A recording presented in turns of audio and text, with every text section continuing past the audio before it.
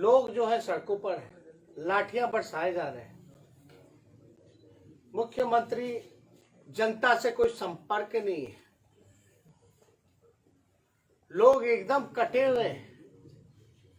और मुख्यमंत्री का एक ही अभियान है कि जोड़ तोड़ और किसी भी प्रकार से चाहे कुछ हो जाए लेकिन कुर्सी उनके हाथ से ना जाए। आप बताइए, किसान जो है वो नाराज है, छात्र जो युवा वो नाराज है, सरकारी कर्मचारी नाराज है, संविदा कर्मी नाराज है, शिक्षक नाराज है। महिलाओं के साथ जिन प्रकार का अभी वारदात हो रहा है, अपराध बढ़ रहे हैं, महिला सुरक्षित नहीं है। हो क्या रहा है इस देश में, बिहार में? अब आप बोलिएगा, ज्यादा दिखाइएगा तो आप पे भी मुकदमा ना हो जाएगा। हाँ, ज्यादा मत लिखिए, ज्यादा मत बोलिए, सच बोलिएगा तो सजा हो ही ना जाती है।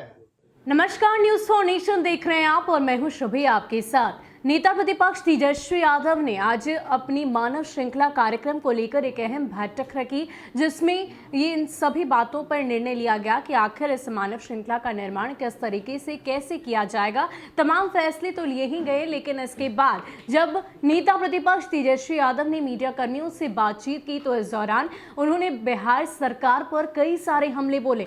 उन्होंने कहा कि जिस तरीके से मुख्यमंत्री नीतीश कुमार ये चाहते हैं कि उनके खिलाफ कोई आवाज बुलंद ना करे, ऐसा हम होने नहीं देंगे। इतना ही नहीं, उन्होंने ये भी कहा कि मैं आपको खुला चैलेंज देता हूं, मैं आपको ओपन चैलेंज देता हूं, अगर हिम्मत है तो अपने इस आदेश के तहत मुझे गिरफ्तार करिए। इतना ही नहीं, बिहार की जनता के बारे में उन्होंने तमाम बातें कही और कहा कि जिस तरीके से बिहार की जनता अभी यहाँ पर सुरक्षित नहीं महसूस कर रही, आए दिन बिहार में आपराधिक मामले बढ़ रहे हैं, चाहे मुद्दा किसानों का हो, शिक्षकों का हो, हर मुद्दे पर मुख्यमंत्री नीतीश कुमार विफल ही दिखाई दे रहे हैं। वो सिर्फ और सिर्फ अपनी कुर्सी की लालसा में ही हैं। इतना ही नहीं, तेजस्वी यादव ने यहां तक ऐलान कर दिया है कि 19 फरवरी से जब विधानसभा सत्र बिहार में शुरू होगा तो बस उस दिन का हमें इंतजार है, एक एक जवाब हम मुख्यमंत्री नीतीश कुमार से लेंगे। इसके अलावा नेता प्रतिपक्ष तेजस्वी यादव और क्या कुछ कह रहे हैं, छोड़े जाते हैं आपको उनके बयान के साथ। लोग जो है सड़कों पर हैं, लाठियां बरसाए जा रहे हैं। मुख्यमंत्री जनता से कोई संपर्क नहीं है, लोग एकदम कटे हुए हैं। और मुख्यमंत्री का एक ही अभियान है कि जोड़ तोड़ और किसी भी प्रकार से चाहे कुछ हो जाए लेकिन कुर्सी उनके हाथ से ना जाए। तो हमको तो ज्यादा कुछ करना ही नहीं है।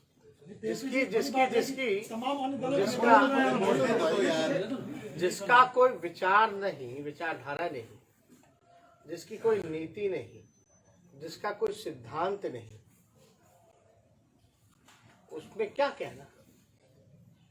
तो आप लोग सब लोग जान रहे हैं कौन सा काम। बताइए, लोकतंत्र का जो मंदिर है, जहां जनप्रतिनिधि अपनी बातों को रखते हैं, अपने क्षेत्र की समस्याओं को रखते हैं, उसको खत्म किया जा रहा था, उसको बंद कराया जा रहा था। तो जाते कहां? कौन, क्या चीज का डर था, क्या चीज का भय था? अगर हम लोग एकजुट होकर के आवाज नहीं उठाते तब तो ये भी समाप्त था। फिर जनता का क्या, उनकी समस्याओं का क्या, कौन सुने?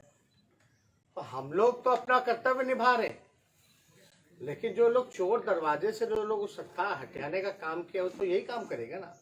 आप बताइए, किसान जो है वो नाराज है, छात्र जो युवा वो नाराज है, सरकारी कर्मचारी नाराज है, संविदा कर्मी नाराज है, शिक्षक नाराज है।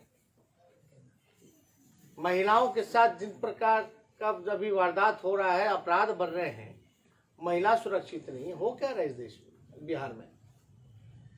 और आपको तो समझ में नहीं आते ये मुख्यमंत्री किनके लिए है। चाहे मुख्यमंत्री हो या प्रधानमंत्री हो, इन्हीं लोगों के लिए है ना। ये पद खुद की शोभा बढ़ाने के लिए नहीं है। ये पद जो है संविधान का रक्षा, लोकतंत्र का रक्षा और जनता की समस्याओं के निदान करने के लिए है। हो क्या रहा है? जनता सड़क पर है, भूखे हैं, नंगे हैं। किसान हमारे लगभग 100 से ज्यादा लोगों की मौतें हो गई, शहीद हो गए, एक भी ट्वीट आया क्या? एक ट्वीट नहीं आया, ना मुख्यमंत्री का ना प्रधानमंत्री का। बिहार के मुख्यमंत्री तो अद्भुत हैं, एक शब्द नहीं इस बिल के बारे में बोला उन्होंने। इंसानियत खत्म हो गई है।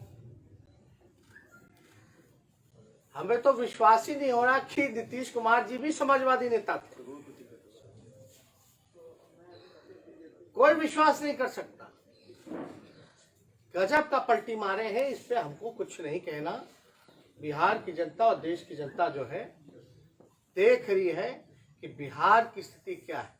किसान तबाह है, पुलिसकर्मी तबाह है। कोई खुश है तो बता दे मौजूदा सरकार से। तो हमको नहीं लगता कि ये सरकार में खुद में ही कॉन्फिडेंस, ये एक तरह से दिखाता है लो कॉन्फिडेंस। जो भी अभी एक दो दिन हरकतें हुई हैं वो दिखाता है कि कॉन्फिडेंस है ही नहीं।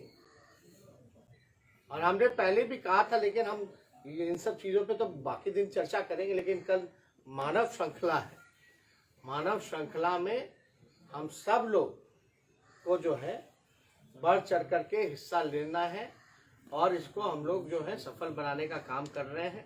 और मुझे पूरा विश्वास है कि बिहार भी उसी धारा में आएगा जिस धारा में अभी किसान या हरियाणा के किसान जो पंजाब या हरियाणा के हैं, पश्चिमी उत्तर प्रदेश के हों या आपके राजस्थान के इलाके के किसान हो, जिस हिसाब से उनका पार्टिसिपेशन है, आगे आने वाले समय में बिहार के किसान का भी वो पार्टिसिपेशन रहेगा।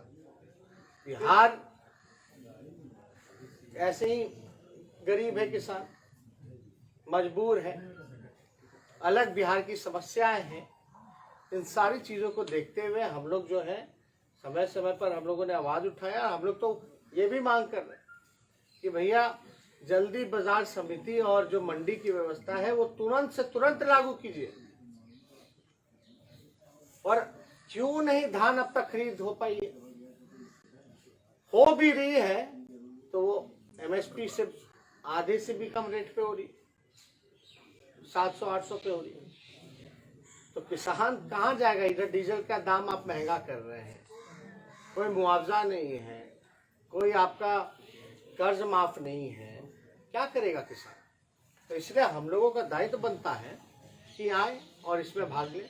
जैसे जिस तरीके से पेट्रोल डीजल के दामों में बढ़ोतरी के लिए सरकार ने आप कहा है कि रोड के जो मेंटेनेंस हो रहा है उसके लिए अब खर्च एक्स्ट्रा बढ़ेगा।